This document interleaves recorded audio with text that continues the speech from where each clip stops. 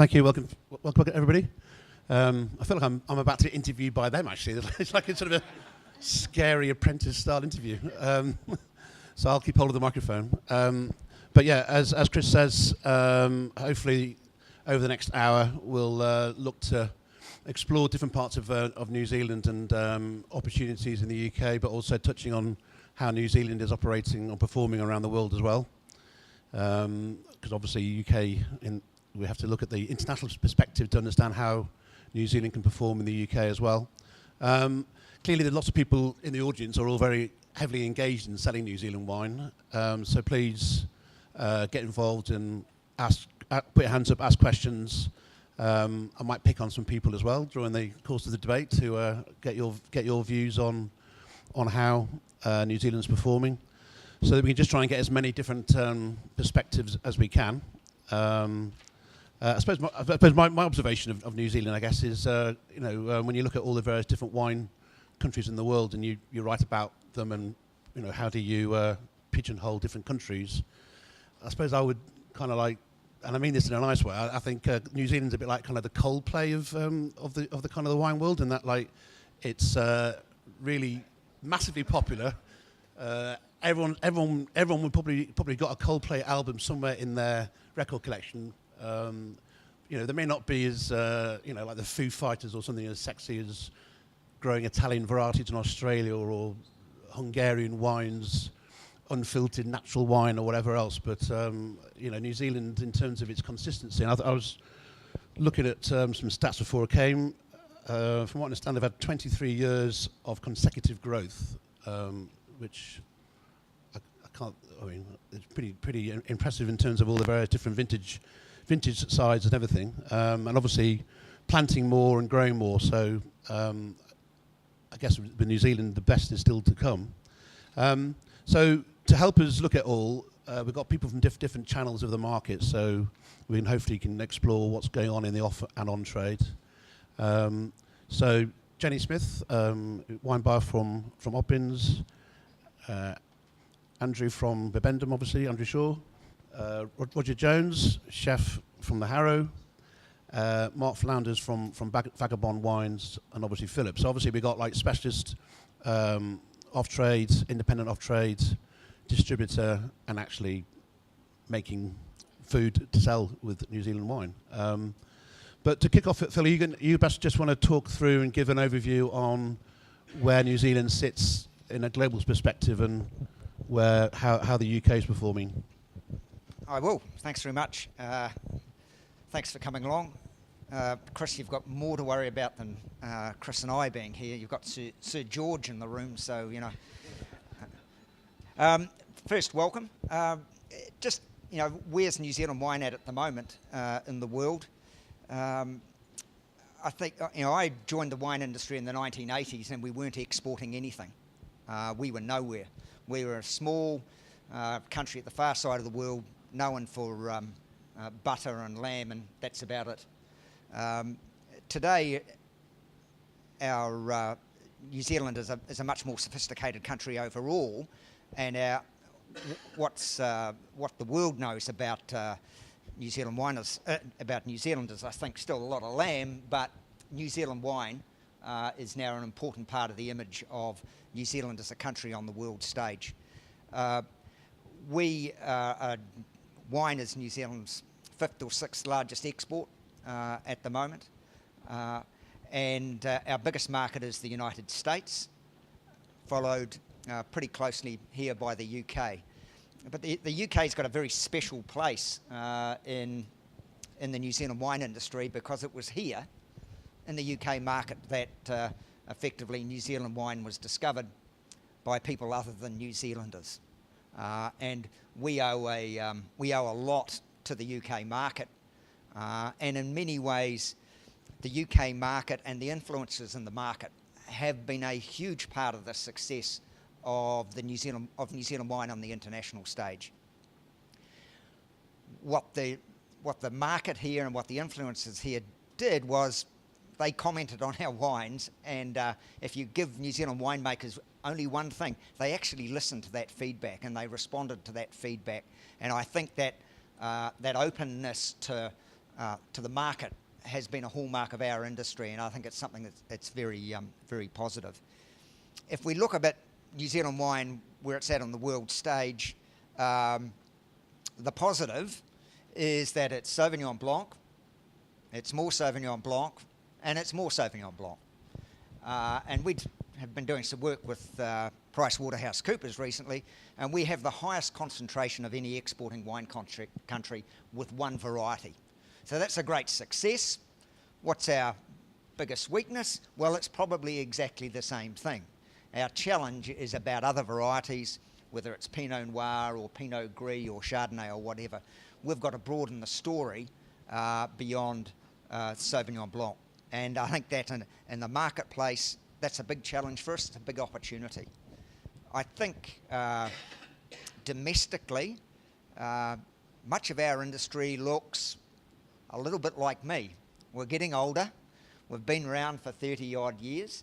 And so there's a challenge around succession planning in our industry and what that's going to mean and how that translates into business models and ongoing success. So not just one generation, but what's that going to look like over 2 or 3 generations going forward. With this market here, it has continued to surprise on the upside for our industry.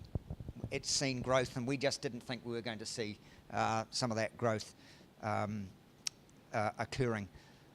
When we think about the hot topic here in the UK at the moment, Brexit,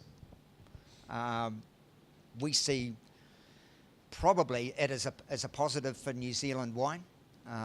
In a relative sense, if presuming the UK does exit the EU, in a relative sense, our access into the market will improve compared with European wines.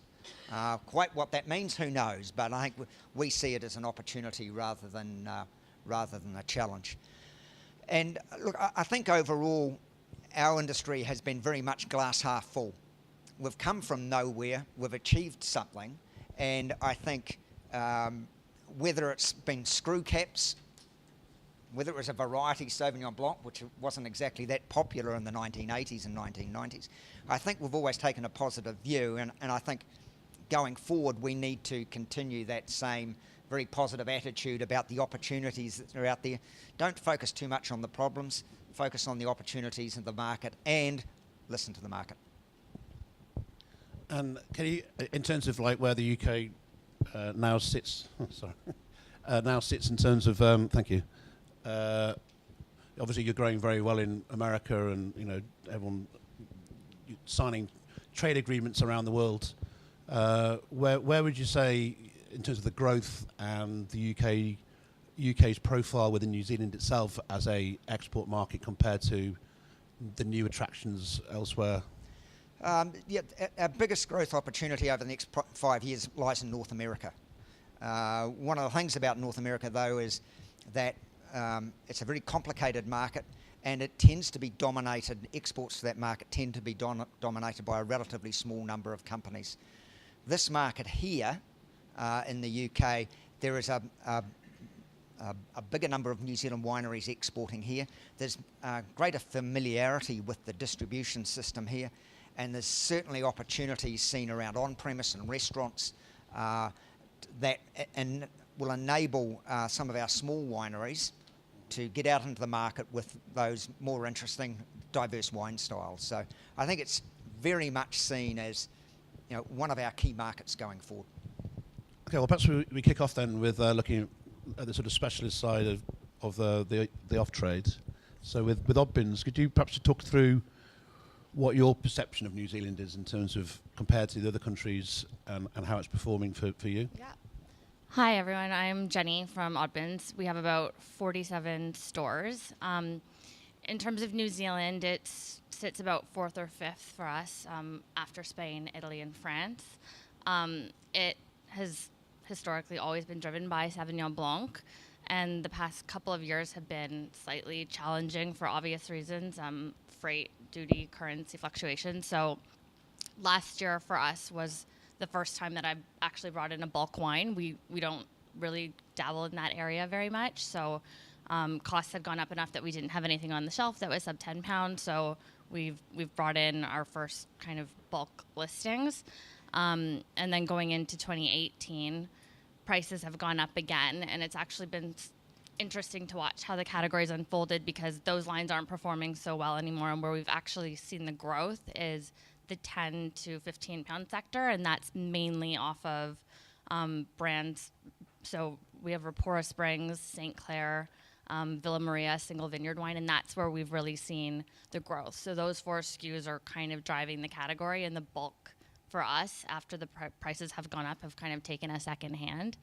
And in terms of other kind of interesting trends with New Zealand, Pinot Noir for us is doing fantastic now. That's kind of our largest growth SKUs. So we have an entry Pinot Noir, which is something that New Zealand does very well because it's hard to find very good quality Pinot Noir at a lower price point. So those SKUs for us are doing very well. Pinot Noir across the board from New Zealand for us is up about 20%. So that's kind of what's driving it for us is the more premium end. I mean, the average price point for us for New Zealand is 19 pounds.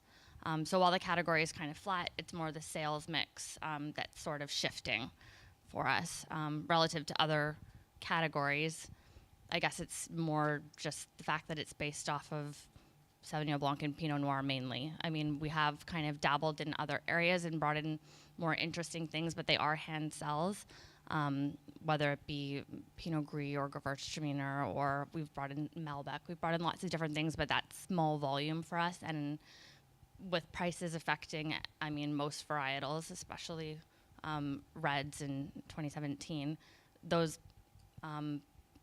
interesting varietals are retailing for like 17 pounds on our shelf, so that makes it more of a hand sell. So it's difficult to actually do much volume with those for us anyways. So interesting. So you felt like last year you needed to have a New Zealand wine under £10 on the shelf? And that was more in 2017. This year, so yeah, we needed to have something 10 pounds, and that's just because you go into a supermarket and Sauvignon Blanc is 6 to 8 pounds. But why has that changed this year in terms of from a consumer's point of view? Do they well, still not want to see New Zealand down below? I mean, this year for us, what's changed is the bulk prices have gone up. So those SKUs we can't really keep them under 10 anyways. So we do a lot of work with brands. So we've done with St. Clair this year, we do a 6-week promotional focus where we have in-store tastings and like posters that a whole campaign that unfolds. Trying to take the consumer up a exactly. price notch. So it's trying to sell them up a price notch, and it's obviously more work, but we're seeing the benefits of that with the growth in the category by really nurturing those brands. And what's your gut feel about how consumers, and consumers in general terms, but an Odbin consumer looks at New Zealand? Do they come in and just go? They have specific wines they really like, or are they willing to experiment across your range? I mean, it is mainly Sauvignon Blanc. We have one brand that's called Manuka Springs, and that's kind of a flagship brand. That's our own brand, and it's been with us for a long time, and that will always drive the category. That is something that it doesn't get discounted. It's just something that people know and come back to. Mm-hmm. I think when you start seeing people being less loyal to a brand, it's when it's like a 7 or 8 pound wine, because then it doesn't really matter if it's from New Zealand or if it's from France or what have you, in my opinion. And have you lost any kind of volume sales by pushing New Zealand out of the below £10 bracket? Well, volume, yes, but value. I'm just in terms of volume. So volume. You'll sell more. You'll sell less physical bottles of wine. Less customers are buying it, but more people are buying the exactly. Okay. And the more premium side of thing kind of sells itself, like the brands that people know, like Kumeu and Greywaki and Cloudy Bay, that sells itself in a sense. So those brands are well known enough. So sticking kind of in the independent specialist. So you're, I mean, I know we probably created this word hybrid. It sounds like you're sort of in gardening or something, but it's a cross between off and on trade. So looking at it from your perspective at Vagabond, from a terms of do you see a difference between the off and on trade sales that you have for New Zealand, or how is New Zealand performing for you? Overall, it's an exciting I guess, country to look into for us. We're trying to increase our direct imports, and that's a country that we want to kind of address and get some of our own stuff over. I guess as a country in terms of performance, it's down on last year, but there's logical reasons as for why that is. It's not necessarily because of the wine performance. So it's down, but we're trying to make room for our own stuff, so we had to kind of delist some things. Sauvignon Blanc, again, it's probably in our top 3 sales every month, despite kind of seasonality. It's probably not surprising for people. And I guess the price thing, that the main thing that we did this year as a point of interest was we got rid of a $9.95 Sauvignon Blanc this year and focused more on a premium $16.95 Sauvignon Blanc, which again, like it offers better value for money compared to that wine. So we focused more on that. And in terms of the by the glass sales, obviously you got that advantage of being able to try things and give that. So what have you seen any kind of differences there in terms of what consumers are interested in trying through by the glass? It's interesting because all our machines are kind of set up in style. So the most popular style for us so far this year is crisp, which kind of covers Sauvignon Blanc or Pinot Grigio and that kind of those kind of wines, like the drier, fresher styles, and that is just forever increasing. And we are seeing an increase in that price point for Sauvignon Blanc that I mentioned at $16.95. So that's always doing really well against other options of Pinot Grigio or Sancerre or something.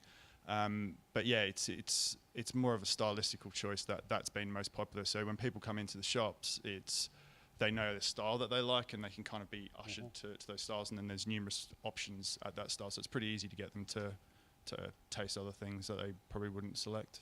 And do you have an average price point for what you're selling by bottle or by the glass? Yeah, our average sample price is around £2, and our average 125 is around, I think, $6.90. Is that for New Zealand or? Generally, for New Zealand, it's probably more like probably £2 for a sample, actually under £2 for a sample, and probably around $6.50 to £7 on average for Sauvignon Blanc. So they tend to be between, for us, $12.95 and $22.95 retail, and then a little bit more for that for drinking pricing. And you say you're interested in bringing in your own wine from New Zealand. What would you be looking to do? What kind of price points and? Yeah, well, we experimented with trying to find a Marlborough Sav at under 10, but we just couldn't make it happen just with what was on offer and the quality that was coming over. We just couldn't make it work.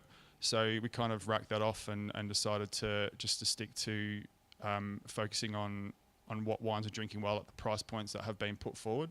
So so that's essentially driving what we're trying to look for. So anything really, we're not looking for a particular wine or a particular region. It's more about it's literally about what the quality is in the glass and how much that kind of translates to on the machines, and then focus around there. And then anything on top of that. So if that means we have 4 or 5 different regions covered, great. If that means we've got 4 or 5 different varietals covered, then great. If it means it's only one region and one wine, then not ideal, but we'll do it. And compared to other countries, from what you're seeing from producers in terms of what they're able to show you, is New Zealand offering you enough of what you want? No, it's actually a lot harder, to be honest. Yeah. There's certain countries that are very easy to kind of find numerous alternate varietals that offer really good value for money and good quality. It's taken probably the better part of tasting over 1,000 wines to find a handful of what we'd actually be interested in bringing over. Is that more because of the price point or because of the style? Or I think it's just. I'm sure we'll touch on it later, but I think when it comes to alternate varietals, in my opinion, there seems to be a kind of a lack of understanding of where that varietal actually hails from, and not really understanding the potential of that varietal, and then making that, let's just call it Gruner in a Sauvignon Blanc style, which is not really ideal. So we would rather have something that's interesting and kind of unique, rather than something that's just made like Sauv Blanc, but it says Gruner, for instance. So Andrew, your challenge, I suppose, is to cover cover all bases from New Zealand, I guess. I mean, do you want to talk through how New Zealand is performing for Bibendum in terms of? Well, I think it's sort of so fairly clear, and I think as you touched on, Richard, earlier, and New Zealand has New Zealand moved on? Well, it has in certain channels, and it hasn't in others. And if you said, broadly speaking, there's 4 channels in the UK, which would be multiple retail, national on-trade, regional on-trade, and then independents. And I think some channels have progressed faster and have a more natural allegiance with certain brands. So I'd say clearly for multiple retail, you'd say it's so brand dominant or price dominant. And although still 70% of multiple retail wine sales from New Zealand are sold on promotion. So has the fixture changed dramatically in the last 10 years? Probably not that much, to be fair. And it's about training the consumer. How do you, in a multiple retail environment, when you are so promotionally driven, even if average price has increased, and growth, you've seen growth, to try and get off that one-trick pony is really difficult. So I think Malts has almost dictated the agenda for the other 3 channels, because clearly if you're a brand, you want to align yourself with the biggest opportunity, or a volume brand, you align yourself with the biggest opportunity, and that's multiple retail. And then next is national on-trade. And again, there's some incredibly successful brands that operate in that national on-trade arena, and they do it really well, and they normally have either a sister brand or the same sort of vehicle sitting in the off-trade as well in malts. So the national on-trade is obviously price reflective as well. It's in growth. From Bibendum's on-trade perspective, even after the year we've had, actually we're 12% up in New Zealand wine sales, so that's a fantastic achievement. But it's testament to 3 things in our on-trade environment. We've got very price competitive products, which is bulk, as Jenny said. I mean, we've shipped bulk for over 10 years, New Zealand bulk for over 10 years. And it's, house wines at most of our large customers. And then we have a handful of brands like Spy, who do an incredibly good job, but again, are part of the Bibendum fabric. They're part of our proposition. And then we've got some brilliant, including Craggy, some brilliant top-tier wines that actually reflect better in terms of performance in regional on-trade. And to me, regional on-trade and indies should be looked at in a totally different channel strategy, opportunity, activation, dynamism, engagement. I think Mark mentioned it just now, but how do you make New Zealand exciting over areas of Italy or Eastern Europe or China, whatever the new story is?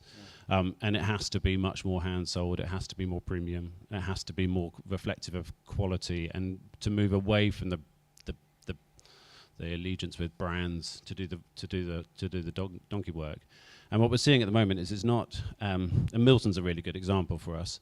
It's not about, New Zealand isn't succeeding on adding an Albarino or Granavalino or whatever. It's about the brand and the proposition of the brand and where that sits in the international wine market. And the way it works, it really works. The country, the brand? Well, a little bit. No, I think actually the good brands look beyond where they come from. They might use it as one of their USPs, but it's their identity. And them as individuals or having someone here in market to support that brand is incredibly valuable, because as soon as you're over the equivalent to £15 retail price, so competitive out there. Everybody's your competitor. Every other wine is your competitor, and unless you make it more relevant, more engaging, I'm afraid New Zealand falls very quickly back into the only 87% of it is Sauvignon Blanc. So your 12% growth, where's that coming from? What's driving that growth? All channels, funnily enough. So bulk in particular, price fighting, competitive entry level bulk, where you are. Is that value growth or volume growth? It's both. Sorry, value growth 12%. So actually, it's pretty much like for like for us. But we're seeing a lot of top tier growth as well, and part of that is a bit of regionality, but part of that is the evolution, I think, of the individuals who have been working with the UK market who are approaching it in a different way. So where's house wine for New Zealand Sauvignon Blanc sitting now in terms of what price points they're looking for? On trade. On trade, yeah, sorry. House wine, as in what price do you want? Customer price or cost price? Whatever, yeah. Well, I mean, Weatherspoons, have got a completely different dynamic. Thanks, Chris. Yeah. Completely different dynamic, and there are some customers who are more price competitive than others. But it can start from £12 a bottle upwards. Yeah. Okay. For on-trade house wine, which is extremely competitive. Is anybody here from a multiple supermarket? I'm sure you probably wouldn't. Just interested to get the perspective from a point of view of, or any views from the floor about how multiple retailing is performing for New Zealand in terms of. I've got some numbers. Yeah, go on. Yeah. Sorry, I think it's not really. Be good to put it in Gave context. to me. Yeah. No. So I'll just read. I'll shout some things out. And origins in growth for 5 consecutive years. 7%. Red wine accounts for less than 7% of total sales here in multiple retail. This is all malts. Okay. 87% is Sauvignon. Strong promotional alliance. Average price point £7.21, and it's still increasing. It's the only country actually that's continually increased for the last 5 years, and it's grown with volume. So value and volume have grown equally. Yeah, but compared to other countries, it's a nice problem to have, isn't it? If your average price point £7, I mean, it's. Yeah, it's not. I can think of doing other debates I've had where people will be crying out for £7. But yeah, to give you an indication, South Africa's at £5 3 pence. Yeah. Not that that's very good. France is 7.23. And Australia? 5.48. And New Zealand's the second largest white wine country in the off-trade, in the multiple retail sector, after Australia. And 87% of it's Sauvignon. In terms of New Zealand, how it sits on a wine list in terms of how it can help other countries or other sales. I mean, you mentioned you got your entry level, you got your mid price, you got your premium, your ultra premium. Is New Zealand's familiarity, the kind of the Coldplay element, allows people to sort of put other things around it to help people push up? Yeah, I totally agree with the Coldplay or BMW or whatever it is. Yeah. It does what it does really well, and then therefore to the large majority of consumers, particularly in national on trade and malts, God, it's a fantastic success story. It's just how does it take the next step of evolution or maturity? And the industry's 30, 40, 50 years old. I mean, the 60s, the likes of George set it all up, and it's still in that generational movement to, well, what next? Well, perhaps the person who is helping New Zealand take it to the next step is Roger, because obviously you're doing masses of work in terms of promoting premium New Zealand and really showcasing. If you perhaps talk, if people don't know, yeah. So just to give you a quick brief, so I've got a small restaurant, 32-seater. We've got over 1,000 wines on our list, and over 100 from New Zealand, and only one Sauvignon Blanc from New Zealand. That's incredible. And I'm not going to tell you because everyone will start buying it. And our biggest selling Sauvignon Blanc is from Turkey at £68 a bottle, which is surprising. But our biggest selling white wine from New Zealand is Chardonnay. And the average price of a New Zealand bottle of wine that we sell is £78. And the average price per glass for 125 ml, which is our largest measure, is £12. So we're only after the top end of the market. For us, New Zealand have always been ahead of the game. Where the wines they're producing now are perfect for food matching, especially in the premium end. They're focused, they're prestige, they're absolutely perfect for what people want. People's tastes have changed. Going back to '84 when Oz Clarke brought Sauvignon Blanc into the UK to great applaud. We were eating boiled cabbage, tinned asparagus. We had cats pissing all over the house. So obviously the Sauvignon Blanc, which we were having in those days, smelt of cabbage and smelt of cat's piss. But we were used to that, and it was a great change. But it was a great product in those days. What we've seen now is a much more clean, fresh Sauvignon Blanc, which most people haven't quite noticed, but more men are drinking Sauvignon Blanc now. Not that they admit it, but it's a fresher, cleaner, more, we're eating different. We're eating sushi now. We didn't even know about extra virgin olive oil in 1984. We're eating raw asparagus as opposed to cooked. And so the whole food and wine matches each other. And what New Zealand have been very clever with is changing Sauvignon Blanc and getting a much more delicate, refined. So I mean, less. I mean, I guess you're cooking with less cream and less sauces, aren't you? Yeah, no cream, no butter, moving away from all that. Yeah. And food and wine always follow each other. So why only one Sauvignon Blanc? I don't know, because I just checked this morning. I said, shit, what am I going to say? How am I going to explain it? I can spin that for you, better if you want. No, I think, it's, we sell a lot of Pinot Gris, we've Gewurz, Chenin Blanc, and everyone else is selling Sauvignon Blanc, so we don't need to. So we need people to come into our restaurant because they come and have something different. You can drink Sauvignon Blanc anywhere, but... does New Zealand on your list sell itself, or is it something which you're looking to? Yeah, promote people through who. your menu, or? I mean, it's obviously with the guys over in Europe, in France, and all that. Their prices have got a bit high, so people are now looking at New Zealand as a prestige, Value for money, yeah. and offering great value. The one problem we did have, because we do buy a bit of wine from South Africa, and the prices from there for the same sort of quality is a lot cheaper. So we solved that by charging the same price for South African wines as New Zealand. So we've had to make a bit more profit, but it keeps it balanced because we believe the quality is exactly the same. And so that doesn't actually hit then sales of New Zealand wine. So you're probably very well placed to answer. I was going to go on to talk about the opportunity for other varieties outside of Sauvignon Blanc. I mean, so you're of the other wines that you're on your list, which are the ones that are really kind of flying in terms of the different styles? Well, Chardonnay by far. Okay. Chardonnay is our house bore is Cumia River. So, and people come in and name, New Zealand Chardonnay top end by name. So that's. And what style are they? When they say New Zealand Chardonnay? I mean, obviously you can think of other. Normally they say we want New Zealand, not the big Aussie stuff. Okay. So I think they're looking for the kind of more restrained, yeah. And whether it's true or not, it's what they've got in their mind. Same with Syrah. They go for Syrah instead of Shiraz because they want a more refined style. Other comments on the panel in terms of what varieties? I mean, does that's similar? You noticing that with what customers are looking for? Yeah, I mean, like I said, Chardonnay and I mean Sauvignon Blanc and Pinot Noir, but Chardonnay across the board, not just New Zealand, has completely bounced back. So we have a lot more oak Chardonnay back in the range, and we're doing California this year, so we have a big demand for Chardonnay, and New Zealand plays a big part in that, which also helps to solidify the premium reputation that they have. Because the wines that are coming out of New Zealand, the Chardonnays are very high quality and doing very well for us.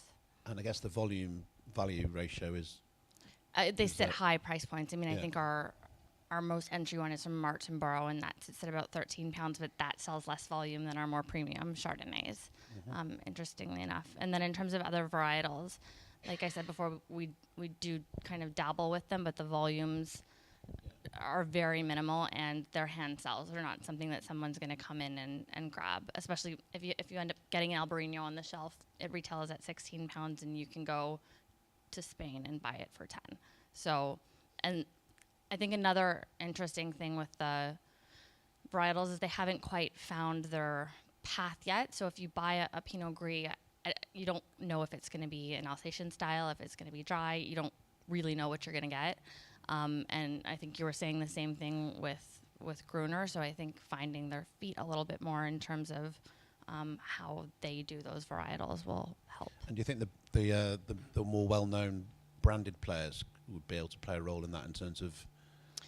I guess that's once you trust a brand, then perhaps you have a more natural affinity to try something else within that.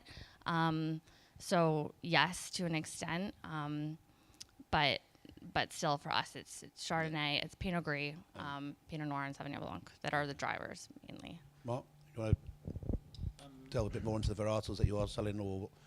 Yeah, I mean, Chardonnay and Pinot, Syrah, with a little bit of Albarino and Verdelho chucked in are the ones that we're kind of focusing on. I'd half agree with the bigger brands are kind of driving the alternate varietals, but you still, in my opinion anyway, you have to be really careful with how they're producing them and whether or not they have been grafted over or if they're actually on their own clones or whatever, because that plays a part in trying to build up the actual quality of that premium alternate varietal. Like Jenny said before, Albarino at £10 from Spain is pretty good quality. So if you're trying to sell an Albarino from New Zealand at $16.95 and it's on a lesser quality rootstock or clone, you're going to have trouble. So I think big brands probably have to have a look at that a little bit. And then, if there's smaller producers out there that have been doing Albarino in a certain vineyard for X amount of years, then you'd be interested to have a look at that. So, I wouldn't classify Chardonnay or Syrah as an alternate varietal because they're international styles, and we can kind of sell.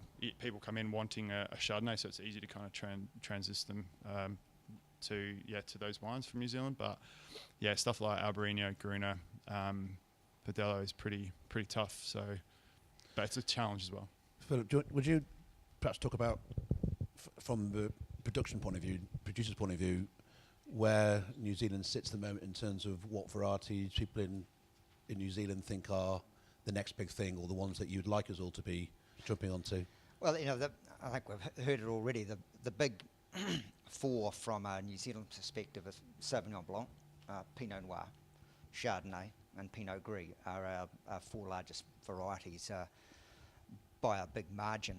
The style that we've certainly seen pop up in our export numbers is rosé over the last 18 months. And that can be both produced from Merlot or Pinot Noir, depending on where the producers are located. So that's certainly been a significant shift, so much so that 2 years ago we didn't even track it in our export numbers because it just wasn't on the horizon. Rosé, Oh, really? not at all. Clearly, Syrah is an opportunity from Hawke's Bay and Waiheke Island, our warmer areas, and then really it is a significant step down into other varieties, whether it's Gruner or Sauvignon Gris or Albarino. And I think that comments from the panel about the variation in style and all those sorts of things, I think that's absolutely true. And frankly, where we are with our knowledge of those varieties and where they should be growing, that's exactly what I would expect at the moment. We are still very much in an experimental phase with other varieties. We know what Pinot Noir will do in Nelson and Central Otago and Martinborough. Do we know what Albarino or Gruner is going to do in these regions? No, we don't. Yeah. And so I think there's a lot of learning to be done still. So, Andrew, in terms of varieties, that you're seeing across your estate, is it it's absolutely, very, very similar challenge, I think. One of the things I do reflect on is, when was Syrah first planted, and how long does it really take to get to maturity? And it's really beginning to come on stream in high quality. So at the premium or ultra premium level, there's loads of potential in Syrah. And to me, I would believe in it, certainly from North Island and potentially from Marlborough as well. And Pinot, again, a lot of those vineyards are only, if I said 15, 20 years old, and they're puppies in the world. Pinot age ladder, they're still really young, and they're learning a lot about how to handle them. So I would still stick with the 4, 5, or 6 varieties that as to drive the category at all levels, because you can't confuse the customer too much. I suppose pick up on we're saying about sparkling and rosé, which I guess, if we're talking generally about what's driving the UK market, I suppose sparkling and rosé are two of the big. Are you seeing enough wines coming from New Zealand that help fill those? We're seeing enough sparkling wine from New Zealand, yeah. I just don't think it's going to be a big market for New Zealand. I think high quality will reign in the same way as English sparkling wine will reign. There's a small market, it's worth going after. I think it's very prestigious, and you want to tackle it. But producing mediocre sparkling wine to sell in the UK market on the other side of the planet, I think is challenging, and I don't really understand why the focus is there. I think rosé at the right colour, the right colour of rosé, like a paler colour. It's definitely the more consumer-friendly direction. And if there were brands driving that, I think great. But in terms of credibility and premiumizing rosé, you've got Provence, you've got big categories who are well established in the UK market, and I don't see the premiumization opportunity for rosé particularly. Any thoughts from the floor? Can I pick on you, Melanie? We have as your whole business is well, not all your business now. Most of your business is New Zealand. So it's hard for me to have perspective, really. Yeah, but hearing what people are saying here on the panel in terms of what's selling, what people are interested in. So this is Melanie, the Hi, New Zealand wine seller. Melanie Brown. I've got the New Zealand cellar in Brixton. We're online as well. Our Sauvignon range, much like Roger, is very, very small. We've got about 10 lines of Sauvignon. So I kind of created my business to showcase what else New Zealand could do. Not that we don't love Sauvignon. Of course we love Sauvignon. And it's been really, really great to see the transition in style of the Sauvignons that we're seeing now. Very much food friendly, more refined, more restrained. Our largest category and sales are due to Pinot, followed very closely by Chardonnay. We're seeing a lot of demand for aromatics out of New Zealand at the moment, and picking up on your point about New Zealand making Grunas that are very kind of Sauvignon inspired. Yes, there are a lot coming to market over here, and it's trying to be quite selective about which ones we're showcasing, because obviously our clients and our demographic is very, very New Zealand focused as opposed to seeing any other countries from the world. When the average customer comes into your shop, do you find that they have a preconceived perception of what New Zealand is about, or are they still like? No, I think New Zealand kind of holds that premium reputation. I think consumers, our average price point, by the way, is £26 a bottle. Wow. So, yeah, we are very kind of top end. But when people come in, they're very complimentary about New Zealand as a brand and as a country, and they know they're going to get quality. Mm-hmm. So I guess New Zealand has done a great job at retaining that over the last kind of 20 years as sales have grown in the UK.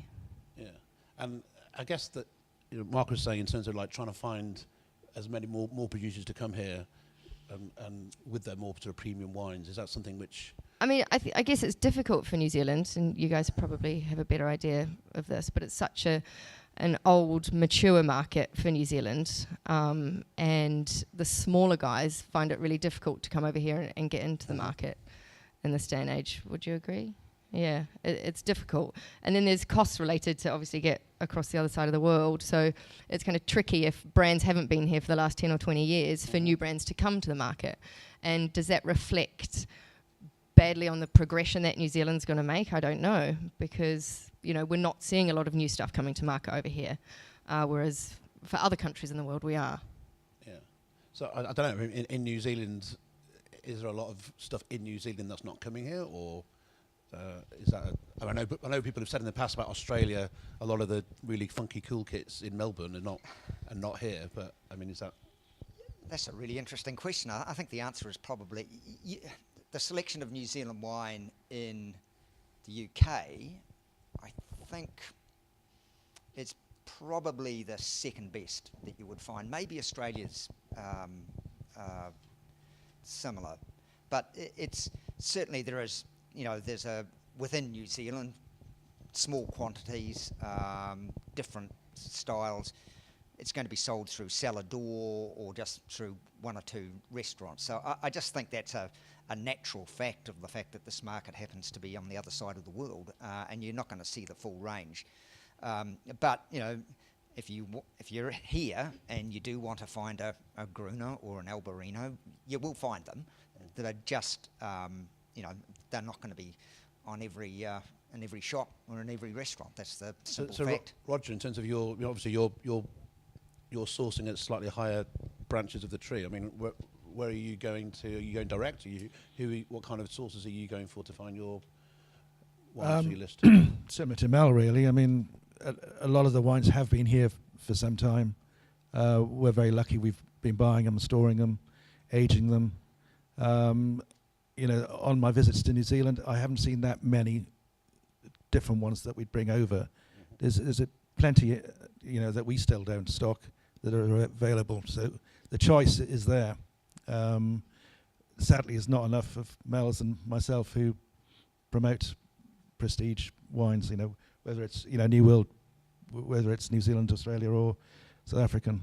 And I think we need, for restaurants, it's a lot easier to sell because they're a captive audience. They're in there, and if you don't give them the choice, like we don't give them the choice on Sauvignon Blanc, they have to then, drink what we sort of tell them. It's like, don't give people a choice. Look what happened to Brexit. So, Andrew, I mean, I guess that's part of your responsibility, I suppose, is to keep on pushing that envelope, as it were, and trying to source new stuff from New Zealand, or totally. I mean, if it's there, we'll try and source it. I mean, I actually don't know how many suppliers we've got in New Zealand, but it's going to be 13 or 14 or something like that, and they're great and small and everything in between. Profits Rock. Yeah, Profits Rock and the likes. But one of I think all of our challenges who are trying to sell premium anything is how do you activate it in the market, and how do you be more noisy than the next competitor? Yeah. And I'll throw a challenge to since we've got all the top brass here. I think multiple retail New Zealand does an incredibly good job. It's very capable. It's growing its price point, like tick. So where do I focus? If I was sitting in your shoes, some of your shoes, where would I focus my energy, my investment, my time?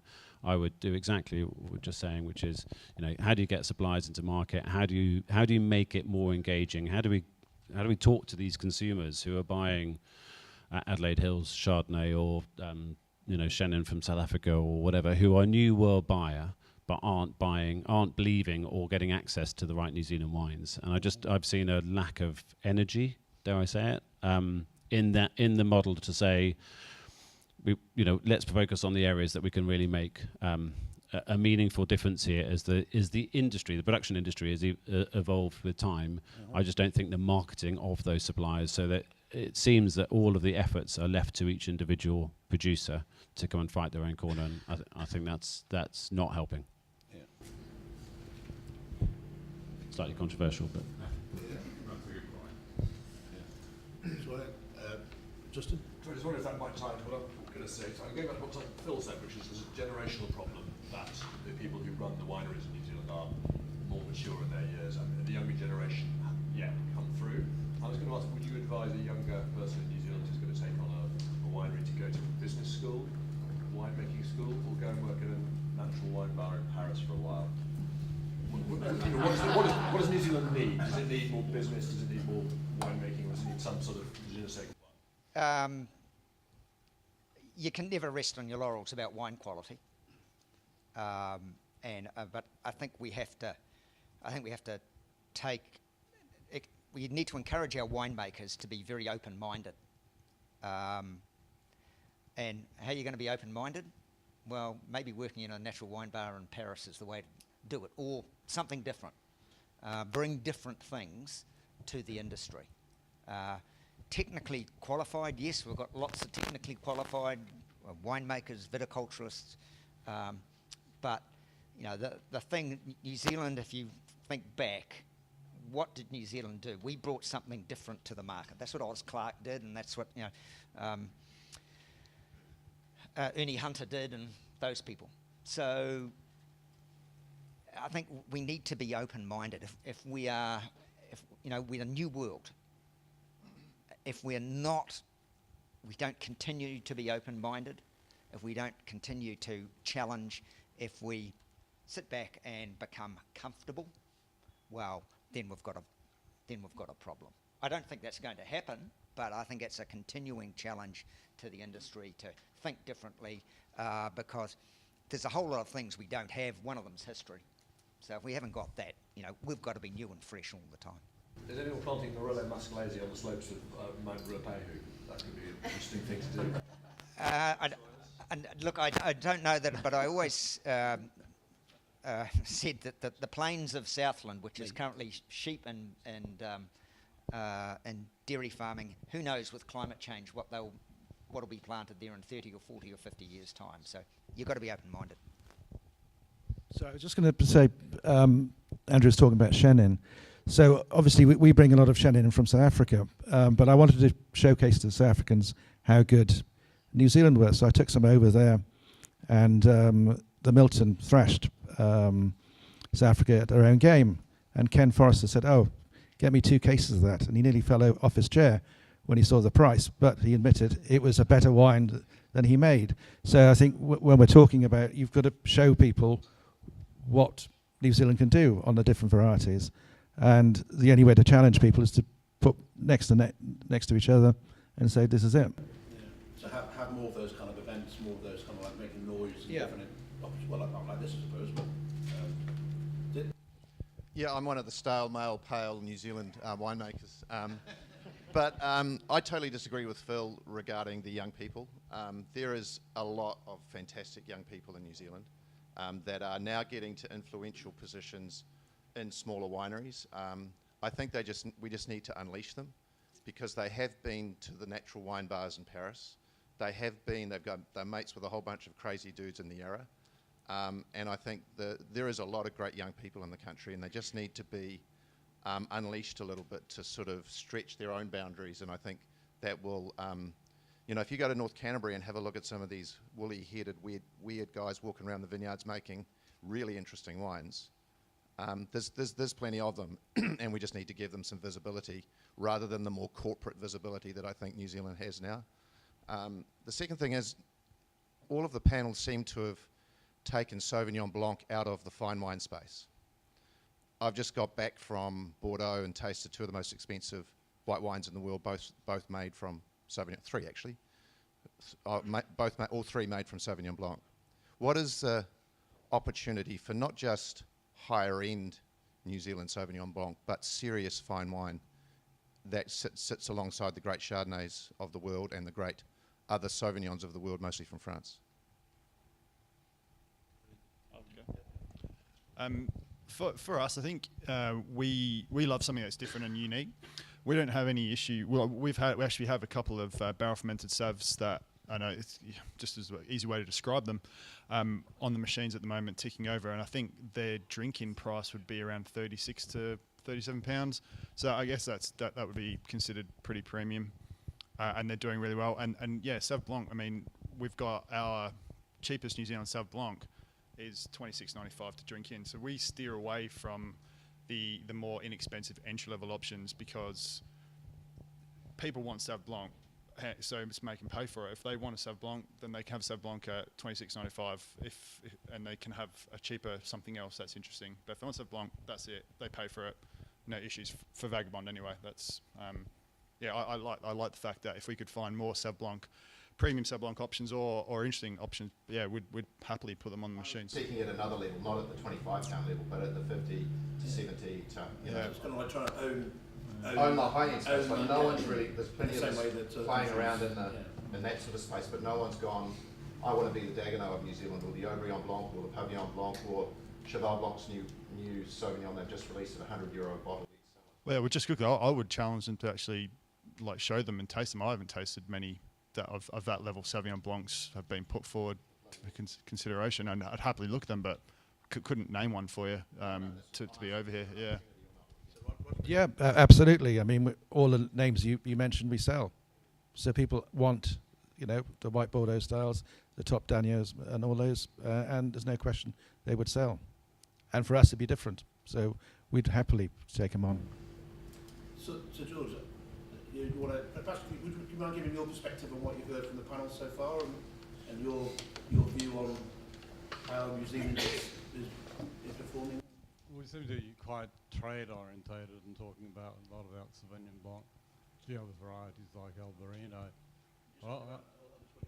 Okay, but I just sometimes wonder, was just saying, we're talking a lot about Sauvignon Blanc and very trade orientated and expert orientated. And I agree with Steve, we have a lot of talented young winemakers, and I think winemaking is quite a strength. Even for people like Steve that are getting a bit old now, he's still pretty talented. But I wonder if we need to look at the big picture, we need to think more about the consumers, and I think we've lost track that New Zealand's got fantastic regions in Otago, Waipara, Nelson, Marlborough, Martinborough. It's Hawke's Bay. I mean, Hawke's Bay is famous for its reds, and I don't know we're getting that message through. And I think And we talk about our regional diversity, and whether it's the South Island or North Island, everything in between. We're incredibly rich as a country. We can make fantastic wines right across the board.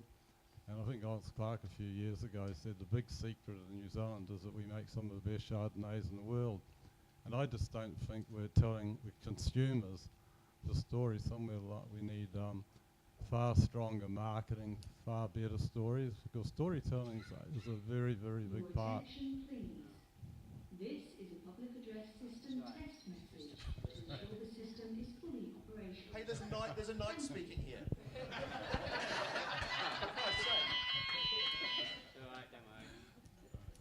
Yeah, so I just sort of feel maybe we do need a bigger story, a bigger picture, and I think somewhere along the line maybe we're slipping back in that sort of big global marketing story.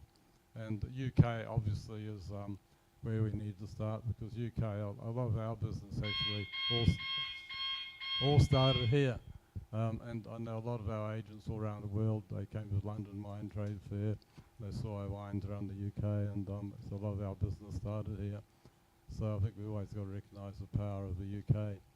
So it's maybe something we need to focus on. So one thing to add to that, I think we must remember North America. North America and Asia we're really just scratching the surface. So a lot of focus and investment are going to move to those markets. So we're really going to look at UK, I guess Europe, as completely separate to the rest of the world. This is a mature market. We've got a lot of diversity here. People like Roger and Mel have access to most of New Zealand's top wines. But I think if you look at what happened in South Africa and Australia, emerging markets like Asia and North America, a lot of those top producers like Craggy Range are going to start looking at those and probably spending less investment in the UK as it's become more and more price sensitive and moving to those emerging markets. Because really North America and New Zealand is a new product there, and we really just scratch the surface, and we do nothing in Asia yet. So you look at where Australia sits now, 40% Asia, 25% North America, just getting cheaper and cheaper and less interesting wines in the UK from Australia. So there's that danger with New Zealand. But in a way that also reinforces the point about the need for New Zealand to become seen as extra special in the UK, is to really push those premium things. So it's diversity, yeah. But also don't forget what the consumers dictate. And, you know, a lot. And it's interesting with someone like Vagabonds, they probably a little bit different because they can promote that, or even Mal. But we mustn't forget the consumers want Pinot, they want Sauvignon, they might want Syrah, but those two varieties are driving the category. So we can spend 5 hours talking about Albarino, but it's not doing anything for the category, in my view. So.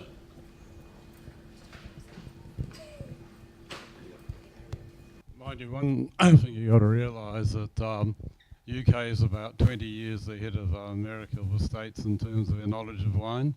And although the States obviously is a big market for us, and we all acknowledge that because it's got 350 million people, it still has not got haven't got the interest or fascination, and they've got a lot of their own wine industry, so it's always going to be an influence. And Australia's a huge wine industry country in its own right, which is making really a lot of fantastic wines. So UK still will always be the most important foundation for us for the rest of the world. I firmly believe that, because we're very much part of a whole English culture going right back to 40 or 50 years ago with our industry, and part of a commonwealth, and I still think our foundation to open up our market for all different varieties still will be UK as a foundation. And obviously every market's important in the world, yeah.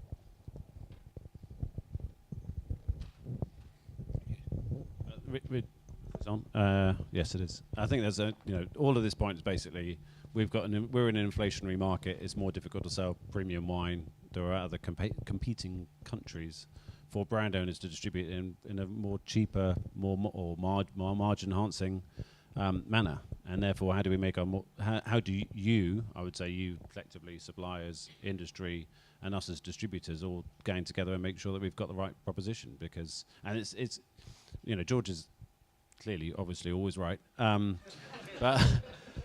But you need regional heroes to do that for you. To be regional specialists, you can't have one brand across 10 different regions saying I'm a specialist in every area. It doesn't work. It needs a collective, it needs a community of individuals from Wyper or whatever the region is to come to market, to explain the story, to give relevance.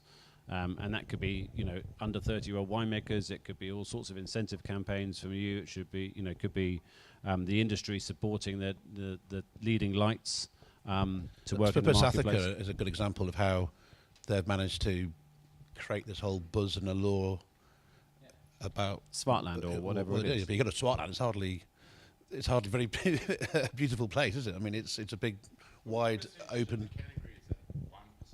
No, but if you look at for example, I guess in terms of wine trade noise, if you kind of like did a sort of one of those clouds of noise, I would guess that South Africa, Swartland, and something would probably be a large bubble.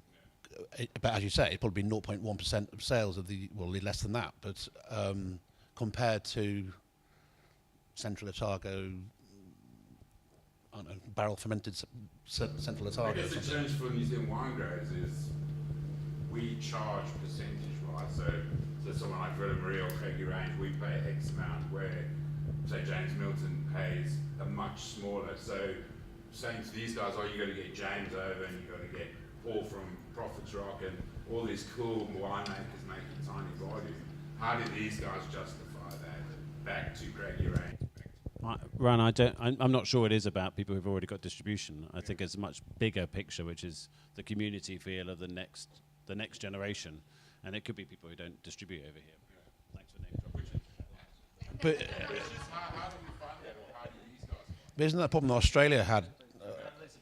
I seem to remember about 10 years ago, or less than 8 years ago, seeing that Australia seemed to be having this massive argument amongst itself about the big players not getting a share of voice compared to all the younger people, or the more, and they spent a lot of time, to me, having this sort of like internal debate, and yet they seem to have come through that now, and both sides. They've got a lot of regional, sort of Victorian wine industry will fund Victorian winemakers. Well, we don't really have that in New Zealand.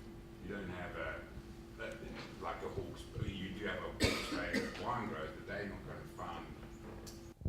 Do you want to challenge that, Phil? Look, I think you're talking about the challenge for any industry organisation, and it's a fairly fundamental one. How do you get the balance between, if you would like, the large-scale players who bring benefits to the industry, and then on the other side of the equation, you've got the small, you've got the new, you've got the innovative, if you would like, who bring another something to the industry, and it's about getting the balance between the two things. You can't have one without the other. We wouldn't be here today if it wasn't for Sauvignon Blanc. Simple fact. Another fact is we actually have to try and grow the interest around other varieties, styles, regions, whatever it is. They are two facts, and I think they are absolutely indisputable. And we've had the discussion here today on the panel, and it's reflected exactly that. Are we getting it right? I guarantee no. Will we try stuff? Yes, I think we've got to try stuff and accept some of the time it's not going to work. And if it doesn't work, so long as we learn something from it, good. But isn't it also the market itself kind of follows its own trend? Because I don't think, with all due respect to Wine Africa, they ever did a kind of, it wasn't them who were pushing those Swartland guys, it was that the trade themselves got interested, wine buyers, wine writers got excited in those the Zoo Biscuit guys, all those kind of characters. It wasn't the generic body. Because they had connections in London, and it's a 10-hour flight, and so it's a lot more challenging for New Zealand versus South Africa. Because if you look at that Swartland revolution outside of London, it doesn't exist in the US or Asia or a tiny little bit in New York, but that's about it. So it's really been driven by a core press and trade in London. it's a strange example, the Swartland River. Their production is tiny. Yeah. So they make a huge amount of noise, but you can't buy, You can't buy it. It's sold out on allocation, Yeah. which But is it's great for not us. just Swartland that's driving that. I mean, sorry. South Africa has been a category that, is this on? Yeah. Sorry. South Africa has been a category that's done exceptionally well for odd bins.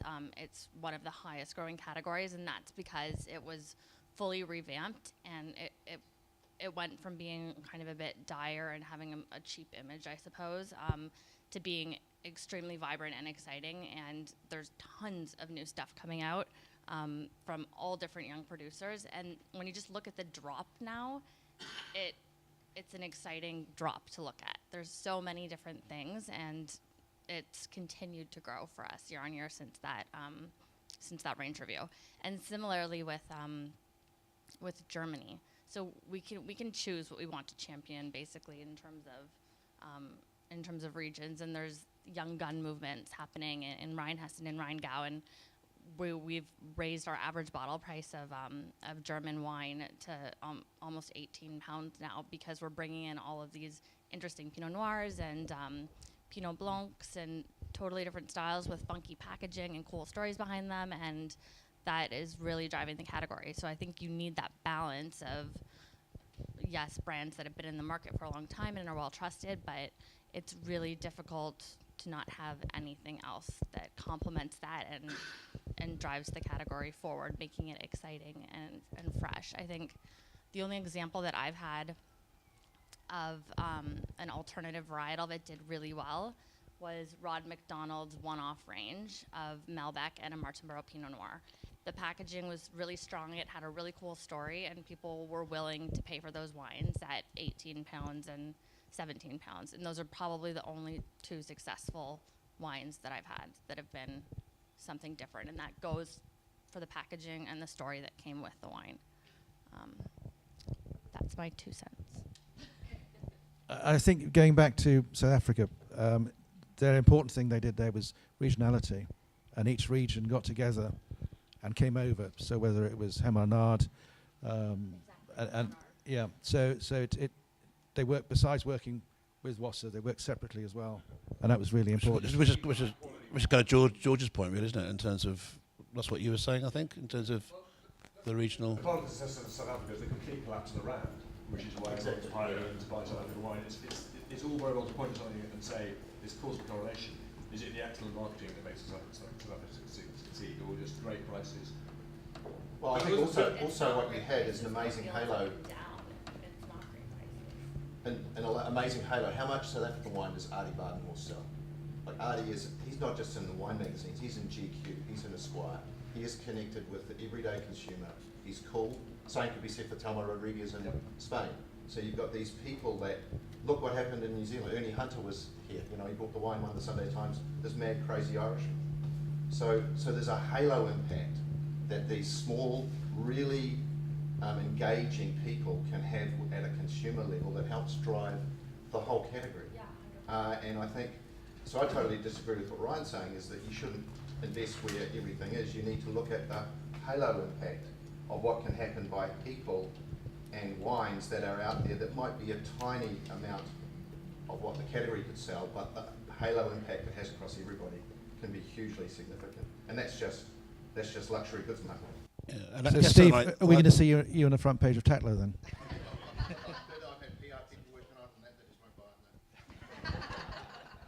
I mean, it's exactly, it's perception versus reality. Yeah. I guess the NAD, to some extent, when it first came in a few years ago, that kind of like created a kind of a buzz in itself, didn't it? In terms of, you know, Majestic selling out with the NAD and how they drove that market. I mean, the In Vivo wine guys do an amazing job with what they've done in terms of their whole crowdfunding thing. So, you know, there's definitely stories there. I'm aware of our time, and I'm aware that probably got other things to do on a Friday. It's nearly lunchtime. So just to go around the panel, perhaps if I ask you where you expect New Zealand to go in the next 12 to 18 months and where you would like New Zealand to go in the next 12 to 18 months. That's not too much of an obscure question. I mean, realistically, I'd like to continue to build those brands that we have that are driving the category, so the kind of 11 to 17 pound range, because that is what drives the category.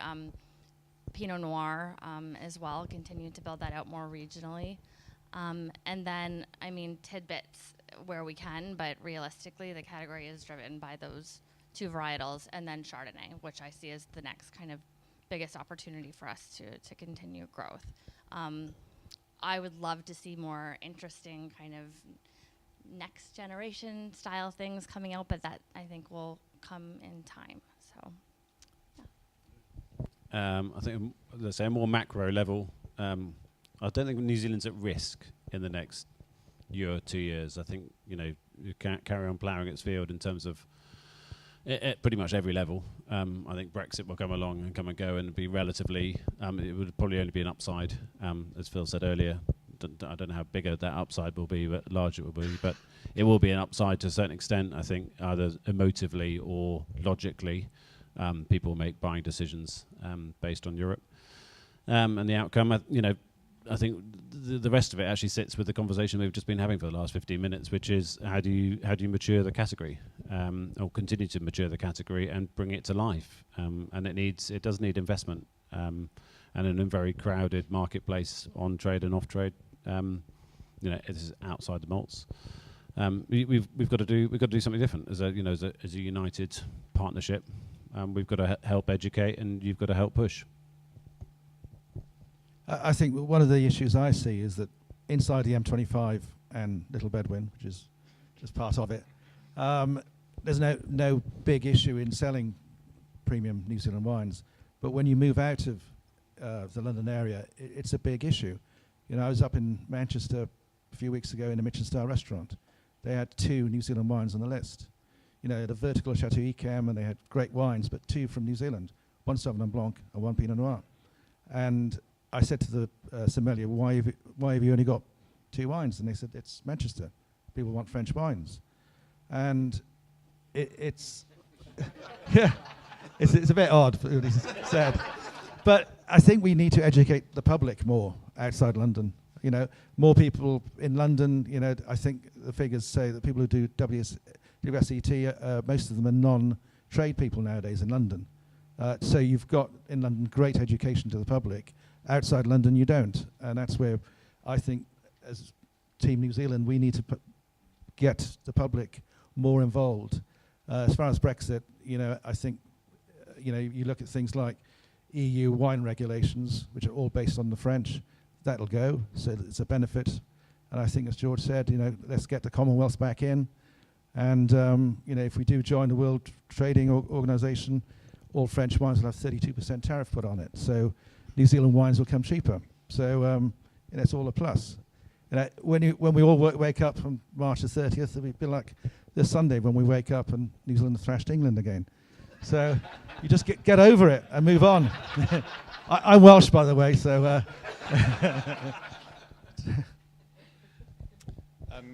In regards to Vagabond, I think in the next 12 months we'd look to try and find 5 producers to try and work with that haven't been in the UK. I've got a couple on the go, so hopefully in 12 months that'll happen. And generally I'd like to see more of those undiscovered producers over here in some form. If they've got help, if there's a trade show or something, would be really cool to see as well, which is pretty much what everyone said. Without doubt, I'd love to see Steve Smith on the cover of GQ magazine. I just think that, you know, that would be fantastic. I think it would be great for Steve. I'm not sure it would be good for New Zealand wine. Yes, of course it would be. Look, I think that the discussion we've had today and the debate about diversity and that sort of thing, it's a great discussion to have, and I'd like us to continue with the success of Sauvignon Blanc, add stuff in, whether it's very high price wines, whether it's more Pinot Noir, more Pinot Gris or whatever. But, you know, we've succeeded because we've been an exciting category, so I'd like New Zealand to be exciting. And if that's Steve or George on the cover of GQ or Esquire, well, so be it. I think that would be great. Thank you. I think also perhaps the scope of this debate shows how mature and developed the New Zealand market is in the UK. The fact we've been able to have this kind of wide-ranging debate about compared to how you might have this conversation if you were having it in Houston, where you're going to next or whatever. And a final thought for me, I suppose I wasn't a million miles away when I talked about Coldplay and the Foo Fighters. I suppose New Zealand, I guess, could quite happily have a new Coldplay album out. It just needs a few singles from Foo Fighters and the Killers or whoever else to keep it ticking over. So that's enough of my attempt to be a music journalist. So thanks so much indeed for all our panel. Thanks for you all for coming. I think we're going to be hanging around for the next 5-10 minutes if people want to pick up any conversations afterwards. And enjoy the rest of your day. Cheers. Thank you. And I'd like to thank the panel as well. I've got something for you to say. Thank you very much. So, thank you all. And we'll just have an informal chit-chat now. Thanks.